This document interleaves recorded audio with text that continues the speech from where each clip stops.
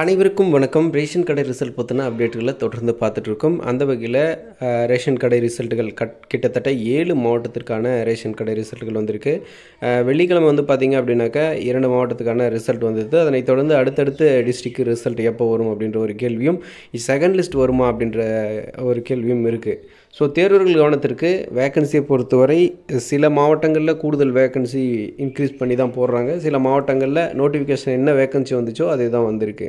So இது ஒரு முக்கியமான விஷயம்.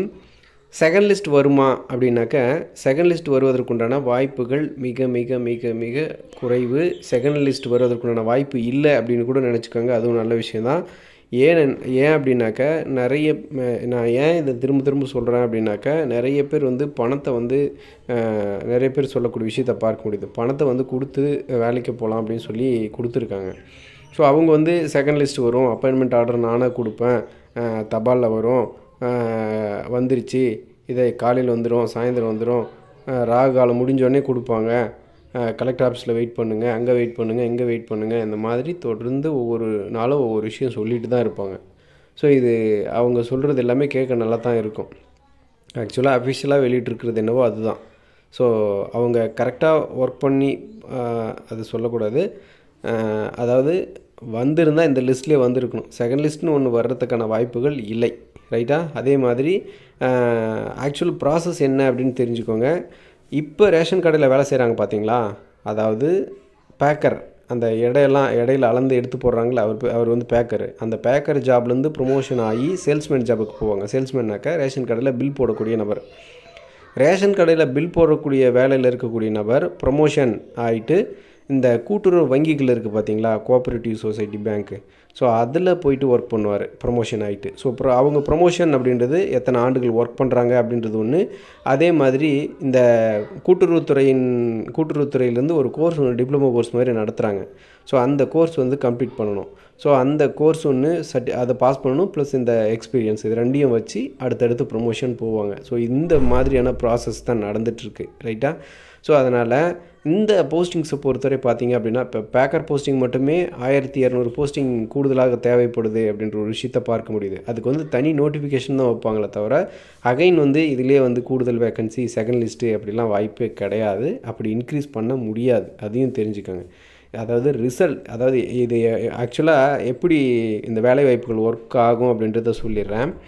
பொதுவாக நோட்டிஃபிகேஷன் விடும்போது ஒரு வேக்கன்சி இருக்கும், ஆனால் போஸ்டிங் போடும்போது வேக்கன்சி உயர்த்திக்கலாம். ரிசல்ட்டுக்கு முன்னதாக நீ எத்தனை முறை வேணாலும் வேக்கன்சி இன்க்ரீஸ் பண்ணிக்கலாம், அதுக்கான உரிமை உண்டு அரசாங்கத்திற்கே. ஆனால் ரிசல்ட் வந்த பிறகு வேக்கன்சி உயர்த்த முடியாது. இது சம்மந்தப்பட்ட வழக்கு ஒன்றும் இருக்குது. ஸோ அந்த வழக்கில் என்ன தீர்ப்பு வந்துச்சு அப்படின்னு தெரிஞ்சுக்கோங்க. என்ன சொன்னாங்க அப்படின்னா, நீங்கள் ஒரு குறிப்பிட்ட அளவு வேக்கன்சிக்காக ஒரு தேர்வு நடத்துகிறீங்க, அதன் பிறகு வேக்கன்சியை ரிசல்ட் வெளியிட்டதுக்கப்புறம், ரிசல்ட் வெளியிட்டாச்சு, ரிசல்ட்டில் இப்போ உதாரணத்துக்கு 1000 போஸ்டிங்காக ஒரு எக்ஸாம் கண்டக்ட் பண்ணுறீங்க, ரிசல்ட் வெளியிட்டாச்சு, 1001வது பிளேஸில் யார் இருக்காங்க, 1002வது பிளேஸில் யார் இருக்காங்க அப்படின்றது தெரியும், எல்லாருக்குமே தெரியும். அந்த நபர்கள் நேரடியாக முக்கியமான துறை சார்ந்த அமைச்சர்களையோ அல்லது துறை சார்ந்த அதிகாரிகளையோ தொடர்பு கொண்டு, இந்த மாதிரி அடுத்த 10 பேருக்கு போஸ்டிங் போட்டால் அடுத்த 10 பேர் இவங்க தான், அந்த 10 பேரை தொடர்பு கொண்டு பாருங்கள், அடுத்த 10 பேர் நீங்கள் தான் இருக்கீங்க அப்படின்னு சொல்லி அடுத்த 10 பேர்கிட்டையோ அடுத்த 100 பேர்கிட்டையோ பேசி ஒரு 100 வேக்கன்சி உயர்த்தப்படும். அதில் இவங்கக்கிட்ட பணம் வாங்கிட்டு அடுத்த 100 பேர் இவங்க தானே லிஸ்ட்டில் லைனாக அதில் வரும், ஆர்டர் படி கம்யூனிட்டி வைஸு ரேங்க் போட்டிருப்பாங்கள்ல, அடுத்து நீங்கள் தான் வேக்கன்சி இன்க்ரீஸ் பண்ணால் உங்களுக்கு கிடைக்கும், அப்படி இன்க்ரீஸ் பண்ணணும், உங்களுக்கு போஸ்டிங் போடணும், ஒரு அமௌண்ட்டு, இந்த மாதிரியான முறைகேடுகள் நடக்க வாய்ப்பு இருப்பதாக நீதிமன்றம் கருதி வேக்கன்சி அப்படி உயர்த்துறது அப்படின்றது ரிசல்ட்டுக்கு பிறகு உயர்த்தக்கூடாது அப்படின்ற விஷயத்த அழுத்தம் திருத்தமாக சொல்லியிருக்காங்க. ரைட்டா? ஸோ அதை பேஸ் பண்ணி தான் சொல்கிறேன். செகண்ட் லிஸ்ட்டு மீன்ஸ் எப்படின்னா, செகண்ட் லிஸ்ட் எப்படி வரும் அப்படின்னு சொல்கிறேன். இந்த பேக்லாக் வேக்கன்சி ஆகட்டும், இருக்கக்கூடிய வேக்கன்சிலே வராத நபர்கள் ஆகட்டும், இந்த மாதிரியான இருக்கும்போது தான் செகண்ட் லிஸ்ட்டு வரும். இங்கே ஆக்சுவலாக அந்த ப்ராசஸே இல்லை, செகண்ட் லிஸ்ட் வர்றதுக்கான சான்ஸே கிடையாது. ஸோ அதனால் செகண்ட் லிஸ்ட் வரவும் வராது. அதே மாதிரி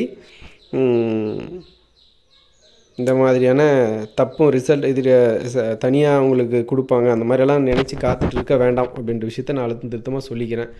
ஓகே, ரிசல்ட்டு பொறுத்தவரை அடுத்த வாரமும் சில மாவட்டத்துக்கு வரப்போகுது, அதில் எந்த சந்தேகமும் கிடையாது. ஸோ திங்கட்கிழமைக்கு மேலே தெரியும். ஸோ இப்போதைக்கு யாராவது அதிகாரிகளை தொடர்பு கொண்டு மண்டே போய் யாராவது பேசி என்ன நடக்குது, ஆக்சுவல் ப்ராசஸ் என்ன அப்படின்றது பேசும்போது தான் தெரியும். ஸோ மண்டே போய் பார்த்துட்டு பேசிவிட்டு அதே மாதிரி சில தகவல்களையும் உங்களுக்கு தெரிஞ்சாலும் நீங்கள் யார்கிட்டையாவது பேசியிருந்தாலும் உங்களுக்கு அப்டேட் இருந்தாலும் சொல்லுங்கள், அதை பற்றியும் டீட்டெயிலாக சொல்லலாம். இதுதான் இப்போது இருக்கிற தகவல். மண்டே அடுத்த வாரத்தில் கண்டிப்பாக ரிசல்ட் உறுதியாக இருக்கும். பட்டு எந்தெந்த மாவட்டத்துக்கு அப்படின்றது பார்ப்போம். அதே மாதிரி நீங்களும் உங்களுக்கு தெரிஞ்ச அதிகாரிகளிடம் விசாரிச்சுட்டு அது சம்மந்தப்பட்ட அப்டேட்